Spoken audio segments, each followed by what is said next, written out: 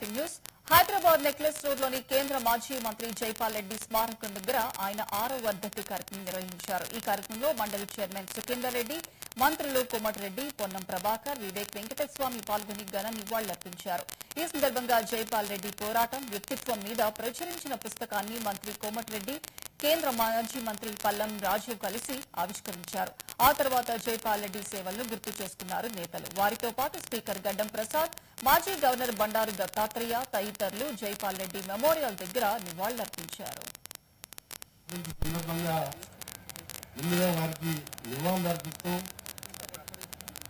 వారికి ఆత్మశాంతి కలిగాలని ఆ భగవంతుని ప్రార్థిస్తూ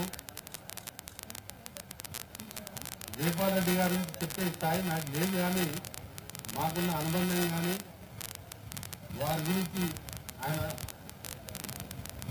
ఏ విధంగా చిన్నతనం చెల్లి జాతీయ స్థాయి ప్రపంచ దేశాలలో కూడా చాలా మంది గుర్తుపెట్టే విధంగా ఆయన వివరించిన తీరు కానివ్వండి, ఆయన అలంకరించిన పదవులు కానివ్వండి, ఎంతోమంది పిల్లల బలిదానాలు అక్కడ చిన్న సమ్మె నాలాంటి వారైతే 3 ఏళ్ళ మంత్రి పదవి కూడా రాజీనామా చేసి సోనియా గాంధీతోనే పిల్లలు చనిపోతుంది మీరు ఒకసారి ప్రకటించి త్వరగా ఇవ్వంటే క్యాబినెట్ లో ఉన్న ఏకైక క్యాబినెట్ మంత్రి సోనియా గాంధీ, మన్మోహన్ సింగ్ గారిని ఒప్పించి తెలంగాణ రావడంలో ఇలా తెలంగాణ వచ్చిందంటే నెంబర్ 1 పాత్ర జైపాల్ రెడ్డి గారికి అని చెప్పి అందరికీ తెలుసు.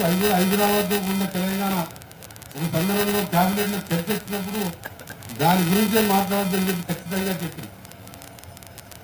అలాంటి వ్యక్తి లేకపోవడం నిజంగా చాలా దురదృష్టకరం.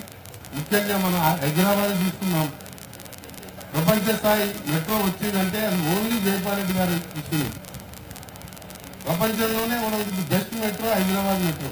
రెడ్డి గారి 6వ వర్ధంతి సందర్భంగా ముందుగా వారి